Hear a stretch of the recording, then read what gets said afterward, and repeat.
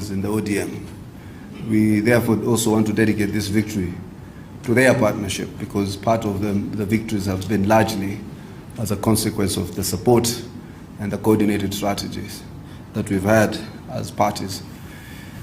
But the continued vote of faith that the Kenyan people have continued to extend to President William Ruto, vote of confidence, and his government and the programs are demonstrable of the impact that the UDA party has and the broad-based government beyond the kind of propaganda, negative ethnicity, bile that we experience in the social media, bile from elected leaders who are expected to have a greater sense of decorum and restraint, leaders who call themselves a bunch of opposition leaders whose only recipe is to incite ethnic violence, ethnic animosity, whip up ethnic emotions, mobilize ethnically. People who only competitive age is when an election is in a corner within their various tribal regions. For instance, our brother Kalonzo Musyoka, you'll only hear of him and his watermelon party when it is in Ukambani, and chess stamps when he has a bit of votes there. Others will only compete when it's in Kisii, and others are chest stamping because they think they enjoy a relative age of ethnic emotions in Kalau. But I know the Kenyan people are wiser, and we are humbled by the continued vote of faith that is always extended to us by the people of Kenya in demonstrating that the UDA party, the broad-based government, is their party and coalition of choice, and the fact that we continue every day to do whatever it is to be able to propel the country forward. I think a lot of what you see sometimes, I will have to belabor this, is a campaign incited or excited by hatred by a couple of leaders. I was once, those of you who know me from my student leader days, I endeavor to that extent possible to keep those values of democratic socialism, state interventions to ensure that there is affordable health and good quality health, affordable housing, dignity, which is delivered by the Kenya Kwanza government. Rather than people congratulating William Ruto for this extraordinary feat, a revolution without firing a bullet, they continue to want to return us back to the status quo, as it were. But William Ruto has not only succeeded on the national front, President William Ruto has succeeded even in the international front. His convening power, his authority globally, repositioning Kenyans, including Monica Juma, who probably is one of the highest ranking Kenyans in an international organization or international systems. The convening power of mobilizing 35 heads of states from all of Africa to come and discuss the destiny of Africa. The cutting edge ideas about using our African capital for African development. Rather than being congratulated for that, I had people calling him all manners of names. I gave you my little background. My little knowledge in Pan-African transformation would hardly locate either Uhuru Kenyatta or his father as in any iota or measure as liberators or Pan-Africanists. So mtu leo anakuambia sijui William Ruto is a puppet, as if the Kenyattas were ever revolutionaries. Then there's no revolutionary who comes to power and takes over half of the country for the benefit of a few, and leaving out sons and daughters of freedom fighters and generations to come in squalor. That's the kind of political and social architecture we have been reorganizing at great commitment and great courage. Or to think that 35 African leaders will just stoop here because somebody is a puppet is showing that rigiji bag of deceit and foolishness bites a lot of people in equal measure, and has turned a lot of us to thinking like him. A relic of colonial legacy was a DC, an auxiliary of hatred. So these are the kind of things that today we come with great courage, because of the great confidence the people of Kenya have extended to the UDA party, to tell you that we will soldier on. We believe the Okalao, by God's grace, will be the last by-election we have to have by losing one of our own. The next election will be the general elections of 2027. And I am confident that we will replace the emotions with performance, the ethnic mobilization with a program and agenda, and we will go back to the people of Kenya to account for every measure of commitment we made and the extent of delivery and strides that have been undertaken. And therefore, I am extremely, extremely energized.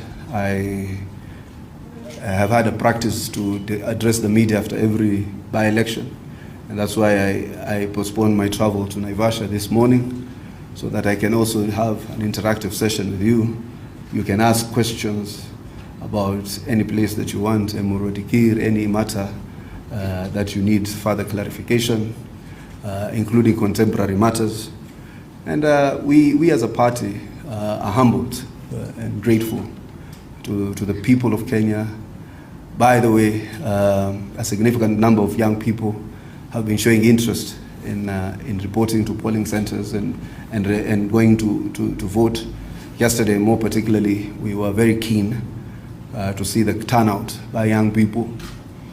It is a statement that young people cannot choose an option that an opposition that has a watermelon, a retired disgraced DO, or somebody who was dumping Kenyans in Rivayala can be by any measure a replacement to a government that has demonstrably shown its ability to undertake and surmount all the challenges we've had to face time and again. Kwa hivyo, thank you to the people of Emurua Dikirr. We are humbled by your strong gesture of support.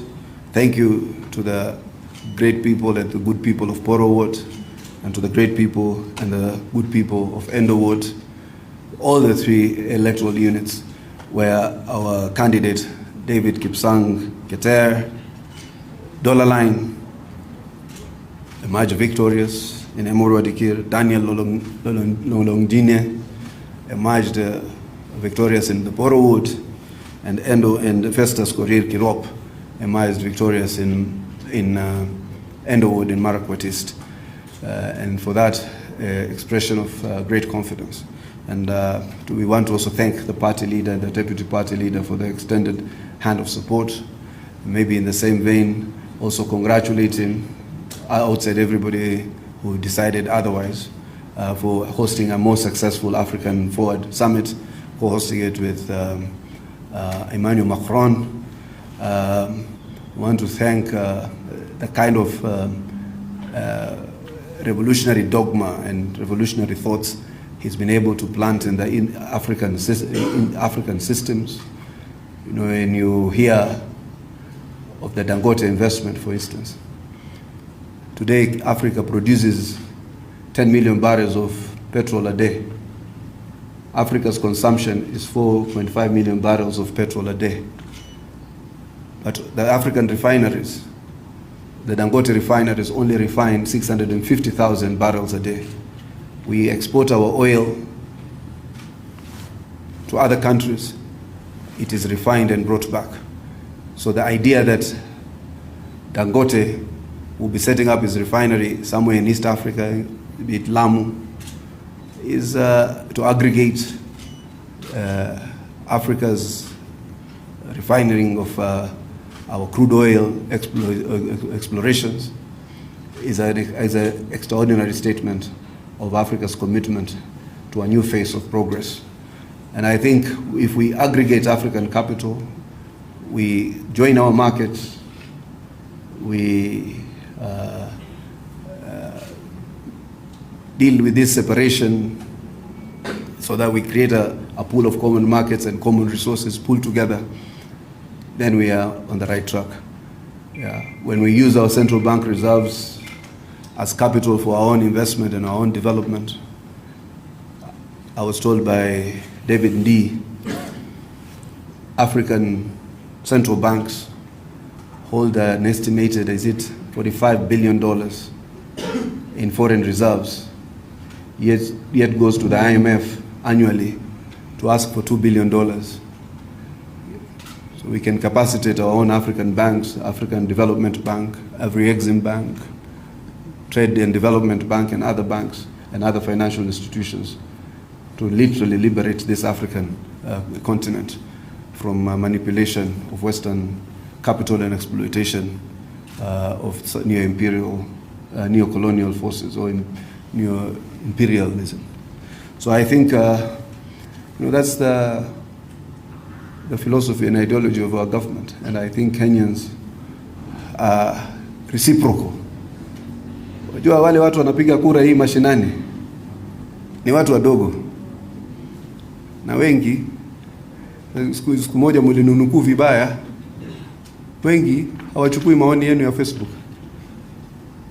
Msikasirike, ukakasirika sana. As the president says, if you are to rely on social media, you'll think the country is in chaos. I have seen investors coming here and wondering why we are wasting a gem of a country by simply hating on it because we hate the man in leadership.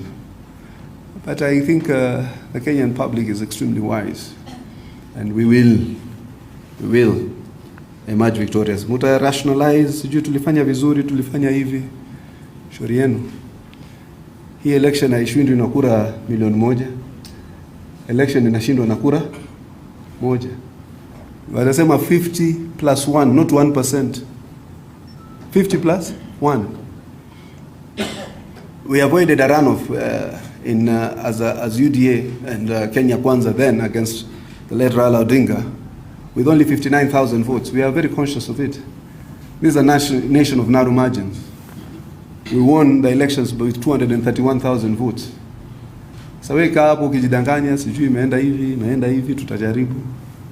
We are highly organized. We are extremely prepared, and I think our agenda speaks for itself.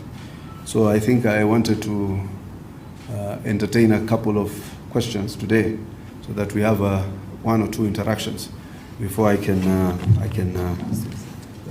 call. Yes, I can see you. From? Global news. There's a big issue of fuel price increases. It's affecting the common man because there is a claim that the commodities are going to increase the price. It has not even taken even 1 month. What is your take as a government? As we've said it time and again, there's a global crisis. This global crisis is impacting on everyone. The fuel prices are going up across the board. It is not unique to Kenya. And the scarcity, as much as the bombing has stopped, the blockade through the Strait of Hormuz has not. We are receiving our cargo at a much higher price than the previous months. You see, we have a 1 month staggered delivery of cargo. So what the new products that are coming in, the new cargo that is coming in terms of our fuel, is cargo now that is actually impacted by the blockade.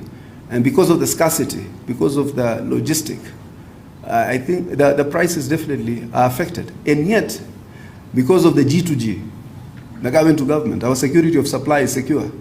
Whatever our G2G partners have decided that they would supply to us on a month to month, they have done so with great consistency. But what then these cargoes do. They come with a heavier cost, and that heavier cost has to reflect somewhere. And that's why I think the global partnership of community of nations must assert their moral and power and authority on Israel and the United States to stop this nuisance they're causing the whole world. They are affecting prices. There are other countries that are rationing. Tanzania has had its prices go up for the last 2 months or 3 months. The prices are within the range of price hikes across the region. And therefore, it then has a direct impact. It is not denied. But then this was done also at great cost.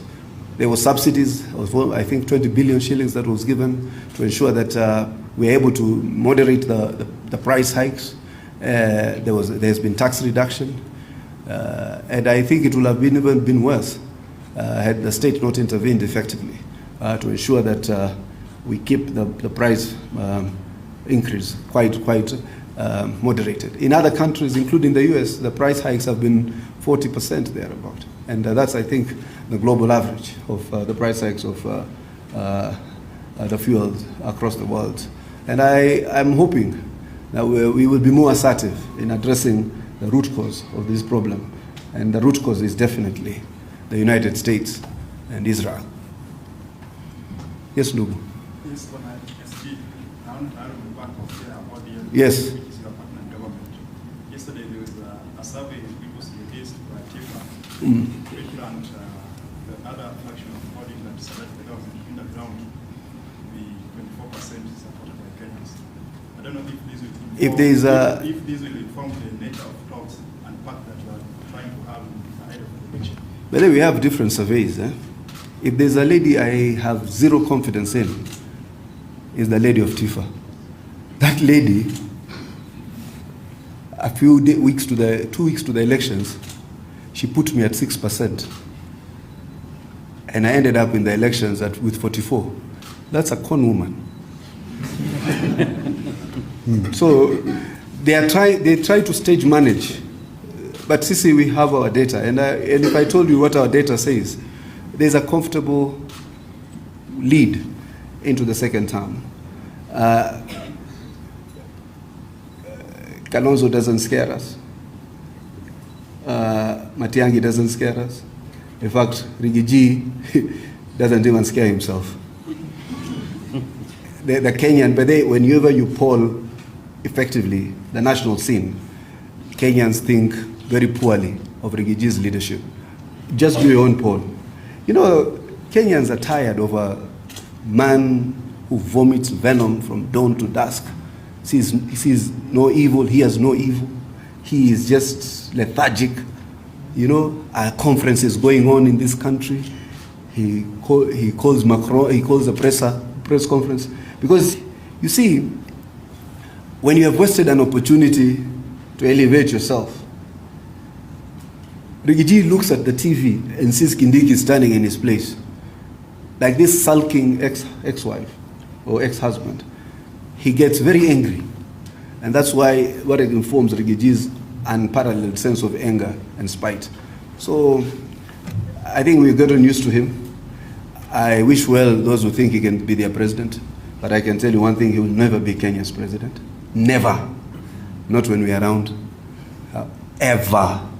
Mumusikize, awadanganye, mupige mastori na yeye, labda hapo nyinyi na mtaa yenu na eneo fulani mtampigia, lakini hii nchi ya Kenya Kenya bwana sio wale wa 1963 ati sijui wewe ulizaliwa na maumau. Kila mtu ni mtoto ya maumau kwa ajili ya changamoto za maisha. Wewe umetuhara sisi. Serikali, successive governments have marginalized us, have killed us, have abducted us, have done everything. You think we are not Mau in our own ways, waiting for you? So I think we are fine. So huyo mama is the worst in terms of if there's a con scam, because we also have our data. But you wouldn't be standing here. Just go and do your own arithmetics.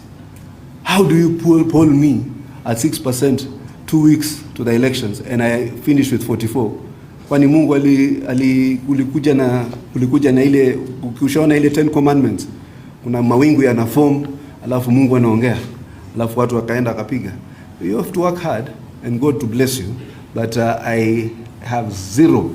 I am not excited when they say we are in the lead. I'm not excited when they say we are not. We do our work and we focus on the end goal.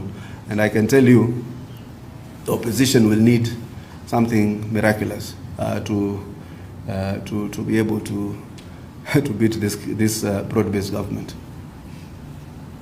Yes. Yeah.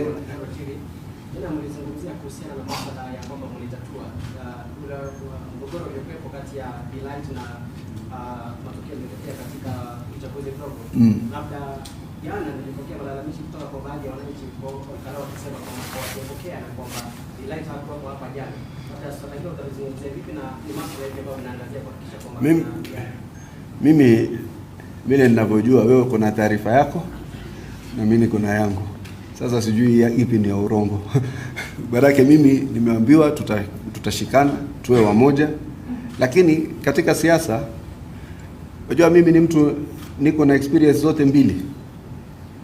Experience ya kushinda na ile experience mzuri ni ya kushindwa, because then from then you become a man of certain or woman of certain gravity. Kushindwa ni ngumu.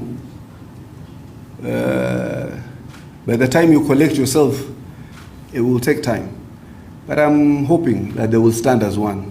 We had 7 of the candidates yesterday. I'm reliably informed that all the 10 have committed to stand as one, and we'll reach out to Delight and others to continue to bring reconciliation. Elections is not the only measure of leadership. Kama ingekuwa elections peke yake is the only measure of leadership, watu kama kina Rigiji wasingekuwa katika uchaguzi au wasingekuwa viongozi. But election is not the only measure of leadership. There are other factors. So mimi sikuchaguliwa Mombasa, lakini nikajaribu nikafanywa mbunge. Are you aware I'm also a member of parliament of the East African Legislative Assembly? Naenda huko natafuta mambo ya common market. Niko katika East African Federation, ndio unaniona nimeenda kwa Museveni, nikialikwa na Kagame mimi naenda. Ile kujenga uwiano. Actually we are one continent. We should be one country. That's my view. Alafu mara siku moja nikaambiwa pia nije nijaribu kustia hii chama chaitwa UDA. Nikijievaluate, I think I've done fairly well to just bring stability, to create a home for people who come in here and try to demonstrate ambition, to bring a sense of fairness in the party. Mimi sijaomba mtu pesa, sijaambia mtu anipe pesa kumsaidia kwa uongo. So I'm just trying to bring some kind of credibility. So it's not the only thing. So hata wengine unaweza kujimanuva na ukapata uongozi wa aina nyingine. All of you here are leaders in your own right. Through that camera, all of you are seeing a different storyline. That's leadership in your own right, because kuna mmoja atasema, ataongea juu ya Rigiji, kuna mwingine ataongea juu ya Delight, kuna mwingine ataongea juu ya mafuta. Everybody is a leader in his or her own right. So na kama hujachaguliwa, we give you an opportunity to come and be part of the grand vision and the bigger picture, and genuinely, to be genuine at my level, at the level of the chair, at the level of the deputy party leader and the party leader, and even at the chairman of the electoral board. I am certain we do not go in to disenfranchise anyone. Our elections are free, fair, transparent, and verifiable. And it is an election when the margin is narrower. Mimi nakumbuka nilipoambiwa margin yangu na yule amenishinda ni ndogo, nikaanza kutafuta kulikuwa na ulaghai yote, labda waliongeza kura, alafu kuna kuja wale wenzako wale wanataka kukuweka hamu. Bro, mimi nimeona zikijazwa bana na mkono wangu. Wallahi billahi. Ambia bwana kuniambia, mimi ninajaribu wakanituambia, ujue hapo umedanganywa. So naendelea na nyingine. So watu yako wanakuja wanakuambia mambo mingi sana. But sometimes unasema siku ile nilisema ile ikachukuliwa kwa vibaya. Watu wakaniambia tumeibiwa. Kaambia kwa nini tunaibiwa sisi kila siku? Kwa nini tusiibe sisi, you know? Hiyo joke again misinterpret. It's just a question. Honor, and know there's another day to fight, and that's what you leave.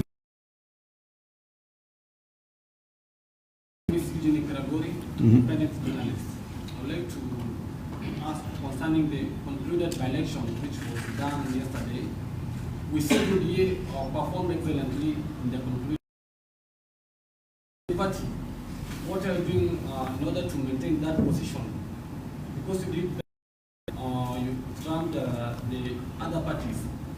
You know, when on top, it's easier to go down than rather than staying on top. And the party, what are you doing in your measures in order to maintain that position at the most formidable party in Kenya? I can tell you that's a very accurate statement. When you're at the top, it's easier to go down. A lot of Arsenal supporters know that. Kwamba Arsenal mara nyingi sana inakuwa hapo ikishuka. Lakini safari naona kama umebakia. Umeponea. Lakini tuko Budapest. Sisi tuko na PSG. Sasa ama unauliza kwa ajili ya Arsenal. So that's in a light touch. You know, Kenyans like Premier League. It doesn't mean we are agents of neo-colonialism.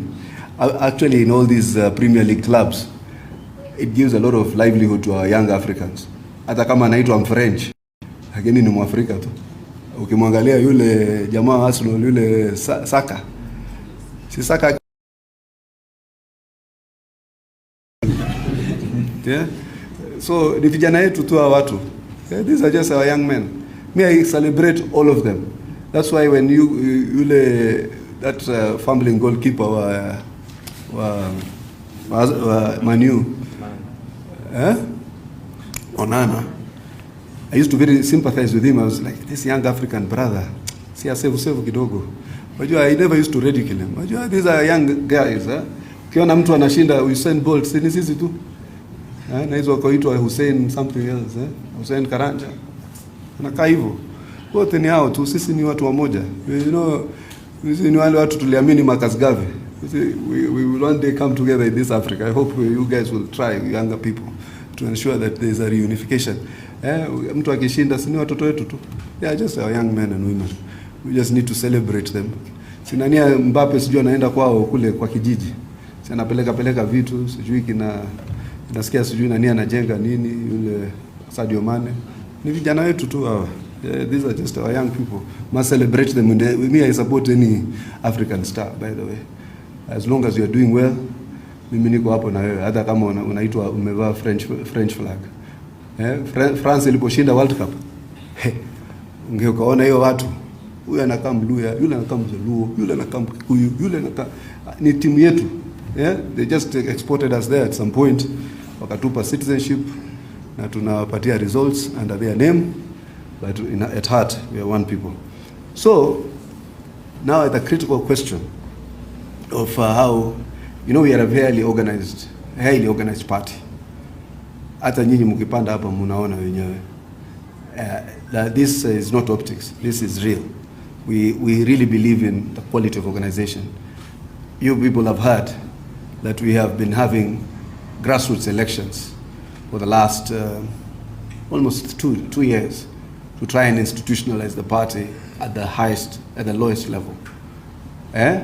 So by the time we are done with these grassroots elections, which we are soon, we are left with only about 4 to 5 counties. We'll have 580,000 grassroots leaders across the country. Beyond that, the party has endeavored to create a leadership academy that builds on the party's faith Tanzania wanaita itikadi. Sisi tuko hapa kwa misingi gani? Itikadi ya chama. Because parties are collections of people of like mind and a common ideology. And then we build the leadership of the party. So there's sustainability beyond just the re-election of President William Ruto. In fact, one of the greatest resources William Ruto will leave in terms of his legacy is not just the development legacy, but also the party legacy. We are very upbeat, very confident that this party will stand the turmoil. That's why some of us celebrate ODM. ODM is a party that has had 2 decades, long-lived, one of the longest living parties in Kenya. DP ilihama na Kibaki, PNU sijui ilihama na nani, Jubilee ndio hiyo imehama, sijui gani nyingine imehama, but he God willing it will be there. The wheelbarrow is a good symbol of our quest for dignity. So we will remain focused, we will remain strong. And then even in terms of these victories where they are humbling. We sit in our little spaces and say, kumbe we are certain. Wametu embrace, wametu saidia, lead, not to show arrogance. And that's why those of us here are very firm about any arrogance, abuse of power. We believe in a system that is fair. Na lakini ya muhimu, this is a revolution, ndugu yangu. That transformation word you see there is actually a substitute for revolution. Hii kitu imepindua wale waliokuwa watukufu. Hospitali moja na wale walikuwa wakiwa because SHA imeattempt kuwalipia healthcare. Katika majumba mabaya tumechukua kodi yao kidogo. Hata Mungu anasema if you have more you give more. Ni dini. Wajua democracy is based on Judeo-Christian values. Ama mjui hivyo? That's the social foundations of the Bill of Rights. Sadaka, kodi, ili usaidie wale less fortunate in society. Sasa sisi tukikumenya kidogo ili wenzako waishi katika hali ya heshima, wewe unapiga kelele. Na hiyo Mungu ndo alisema, katiba ikaunga mkono. Katiba inasema you can address policies, laws of Article 43 of the Constitution. What is Article 43? Housing, water, healthcare, education. Imesema wale wenye kingi walipe kingi, wale hawana kitu wasilipe kitu, because kama una kitu utalipa nini? Lakini sasa wako 60 years they've done nothing. So as we've decided to try something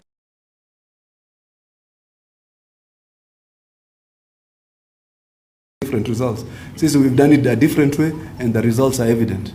So there are definitely little challenges here and there.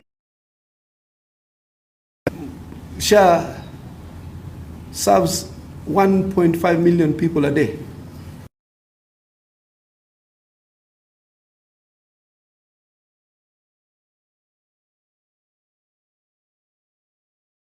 Eh, 1.5 million people. Standard itatafuta mtu mmoja alikwenda SMS ikawa na delay kidogo ya approval. Watapiga mayowe kama babake alifanya kitu ya maana vile.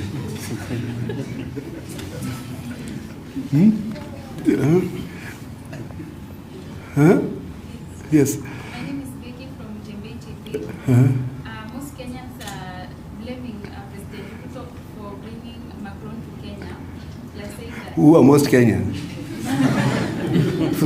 Kwa social media. Bloggers ya Rigiji. Okay, most Rigiji bloggers are blaming Macron, Ruto for bringing Macron to Kenya. And yet it was rejected in many countries. So they are demanding transparency. Sasa when you are rejected in many countries, then how do 35 presidents show up? Ati yule atakikani, lakini kila akiandika watu wanakwenda kwake. So how is that? That is not even common sense. 35 countries were represented at the highest level, and the others had representatives. Yule ameleta waziri yake ya mambo ya nje, yule ameleta nini, yule ameleta yule. We are saying the presidents. Kama wewe upendi mtu, utapeleka hata mwakilishi. So most Kenyans is in your mind. Most Kenyans are looking for progress. Kenya wanatafuta barabara ijengwe na Mfaransa, ijengwe na Muamerika, ijengwe na Mchina. Our policy, our strategy as a government is pragmatic. Pragmatism. Ukija na barabara sisi tunaichukua. Hata kama wewe tuliambiwa wewe kazeni yako ni shetani, tutajenga hiyo barabara alafu mambo ya shetani utadeal nayo na Mungu. Akili bwana. Kama mtu anakuletea capacity, watu wanaletea maendeleo, which most Kenyans, kama itajenga shule, kama itajenga elimu, hiyo most Kenyans ni mtu na laptop yake kanafikiria aseme nini. Hakuna most Kenyans. Most Kenyans want a better life for their kids. Most Kenyans want a better future. Most Kenyans aspire for a better country. Yeah, that's what they do. Sasa bringing Emmanuel Macron is rejected by who? Captain Yaya Toure. Traore. Definitely, where there is exploitation, it must be remedied. Hata iko ingine hapa wanatumia mabavu kupata resources za Waafrika. Ama hujui hivyo? Hata ma British unaona. Uliza, soma historia. Walitunyang'anya, wakaeka ma crown, wakaeka ma diamond yetu. Wakatunyang'anya, wakaweka watu wetu katika concentration camps, wakatutandika. Lakini sasa imefika point kama dada kuleta barabara tutachukua tu. So be pragmatic. Be the only interests that matter for us are Kenya's national interests, nothing else. Yes. My name is Dikirr from Porro. The Committee on Implementation of the 10-point agenda was given a 60-day extension in March, and the extension expired this week. So what next for some of the agendas? I think their report is ready. They have visited various countries, including South Africa. They are yet to do a report that is that now firms up the overall recommendation in terms of moving forward. So I'll wait for their report. Some of their members had met some of us for a briefing. You know, it's a bipartisan process between two parties. Unajua Kalonzo anasema yeye support. No, we don't want him to support. It is between ODM and Kenya Kwanza. Na yeye hayumo hapo. Unaona? So we will see how to now implement the recommendations once they are submitted to the two party leaders, youth leader Power and President William Ruto. Then we see how to advance those commitments. But the coalition, despite sometimes having small areas of divergence, our coalition UDA ODM is strong. Yeah. Kuna moja pia nilikuwa nasema nataka niwaeleze. Niliona jana. Wajua nyinyi be a bit more research oriented. Wajua kitu moja siku hizi research yako yote iko kwa hii kakitu hii. Google, AI. Zamani mimi I used to line up pale Kenya National Library and Kenya National Archives. Ukija kwangu kwa nyumba nitakupatia photocopy za kina Dedan Kimathi papers. Wajua I never research about Muigai Kenyatta. I want to write a book before my time expires on this earth. Niwaeleze ile kitu alitufanyia. Kina Dedan Kimathi badala kupatia yeye monument kubwa tunapatia yeye kitu kama kanakaa kama nini pale Kimathi Avenue. My daughter asked me, who is this? I said, that's Dedan Kimathi. Why can't that doesn't look like him? So anyway, we will honor. So one day, so be centered on research. Emurua Dikirr, just to those who are naysayers, Emurua Dikirr, even with a flamboyant, maverick politician, like Johanna Ngeno, the margins of victory in Emurua Dikirr were always in the region of 3,000 to 4,000. In fact, the last election, I think, was won by just a paltry 2,000 to 3,000. It is a very close election, usually in Emurua Dikirr. Yesterday's election, even on the strength of the turnout, registered the highest margin of victory since Emurua Dikirr became a constituency. Sasa lakini shida, kama nyinyi ni cult ya Rigiji, research is not your fallback. That was the biggest margin of victory ever. Even Johanna Ngeno, may his soul rest in peace, would win with narrow margins. Emurua Dikirr is a unique constituency. Yeah, it is not one of those constituencies where margins of victory are that huge. But this time, the margin was decisive. And that's why I came here smiling, thanking the people of Emurua Dikirr for such an extraordinary show of commitment to preserve the UDA and broad-based government. And I am sure we'll be reaching out to Emurua Dikirr often with fulfillment of the work that Johanna Ngeno has through Keter Dollar Line to ensure that we actually deliver for the people of Emurua Dikirr. We have great respect and admiration. Their issues are legitimate, and we are confident that by the time we get into the next elections, we will have created a bigger sense of margin and a greater sense of movement in one direction. So I also wanted to clarify that, because I saw the guy said when he comes back from London, you know, the guy writes statements. Ukitaka kujua mtu ambaye ako na akili ya malkia, like a king, I have dispatched.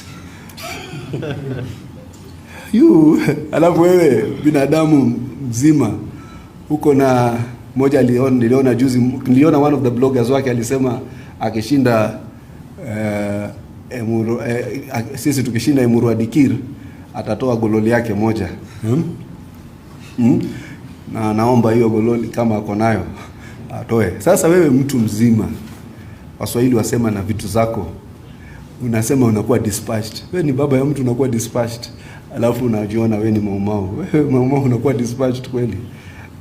If Dedan Kimathi was to wake up today and see the people who call themselves maumau, that spirit is not there.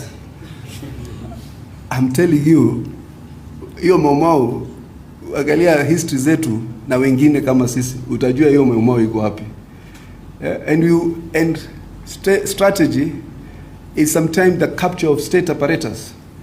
Unaingia katika state, unatoka from activism to functionary. Unaanza sasa kujipangia hapo. Wezi ukawa kwati mimi nilikuja nikaambiwa kuna jamaa anaitwa Orengo, rafiki yangu, is one of my mentors. Nikaambiwa jamaa na organize maandamano kubwa. Mimi nikaenda nikashikana naye nikiwa university student leader. Nikaorganize maandamano na yeye, nikamwacha hapo. Mimi nikaja kuorganize serikali. Yeye bado anakwenda organize maandamano. Lazima utoke kutoka nursery, uende primary, uende high school, uende university. Sasa majenzi, mimi I support young radical people. By the way, mimi nikiona mtu radical, I really love them, because it reminds me of when I was in my 20s. Lakini sasa mimi ni 50. Sasa wananiuliza, I used to like this guy when he was a student leader. Sasa unataka mimi nibaki student leader, alafu wewe utakuja kuwa lini student leader? Nikufe kama student leader? You have to transition. It's revolutionary strategy. Yeah, kila una capture hapa moja, you either have a revolution or you have an evolution. You transform gradually.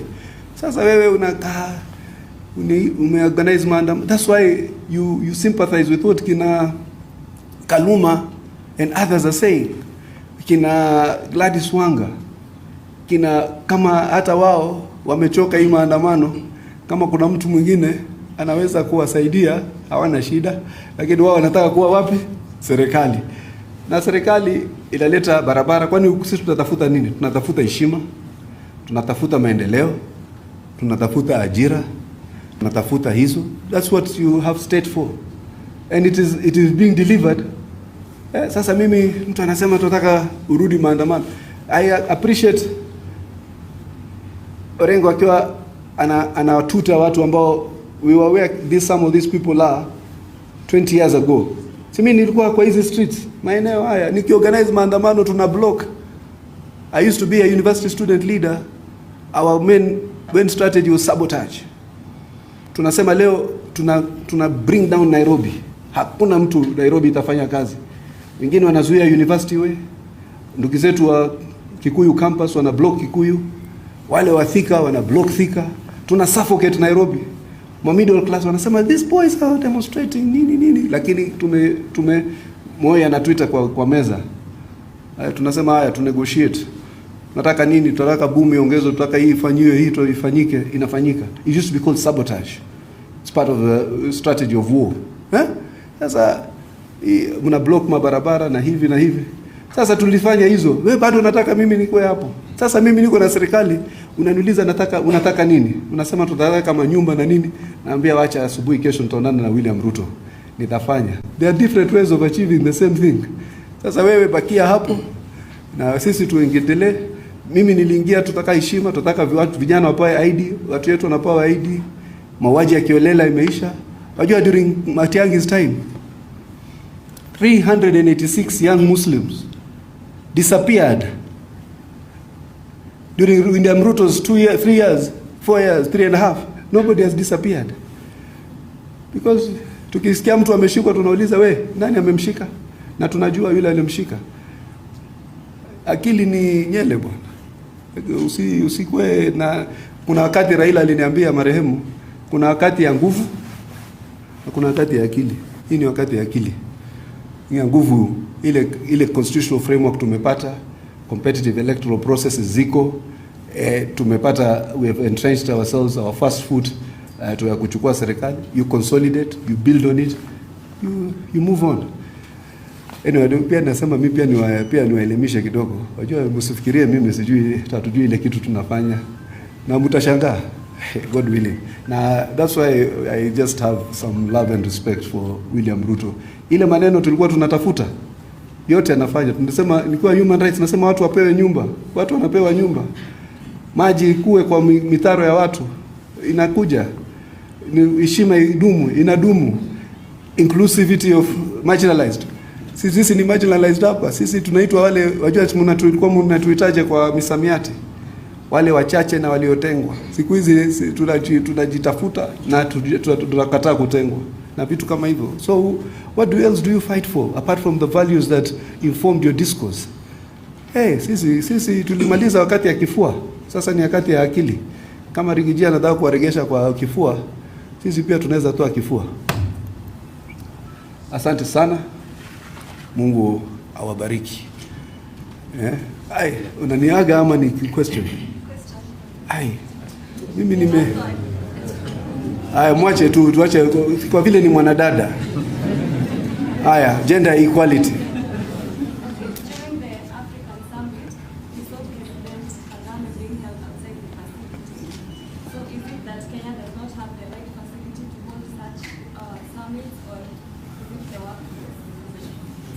Kagame haja complain. Unajua kama ingekuwa Kagame ameniuliza, umeona kwa mtandao? Aje hii mtandao. Anaweza kuwa labda amesimama tu anapiga story zake. Watu waseme ndio huyo. You know, Kenya has one of the most superior facilities. Kenya hii nchi, by the way, msidharau. You know, these Kenyan people must be congratulated. We built the region's biggest economy. Bila ya minerals, bila ya to create stability. Juzi kwa naambia ndugu zetu South Africans, naona hizi mabarabara tumezijenga wenyewe, bila ya dhahabu, bila ya almasi, bila ya lolote. There is pride in being Kenyan. Celebrate yourself a little more. I swear there is such negativity about our potential and where we are that only others who come. Kuna rafiki wamekuja kutoka South Africa, they were here in the office. It's their first time setting foot in Kenya. Namwambia, unaona hii majengo? Hii ni ya Afrika. These buildings here belong to Africans, these investments mostly. Ile yao ni ya mabua. Wajua walikuja kutoka Netherlands, wanaitwa mabua. Wamechukua hiyo mali. Sijui the Oppenheimers. Nani mpaka leo uchumi wao umeshikiliwa na wazungu, rasilimali zao zimeshikiliwa na wazungu. So sisi hapa tumejikakamua, hatujafika, lakini Singapore is in sight. God willing. Asante sana.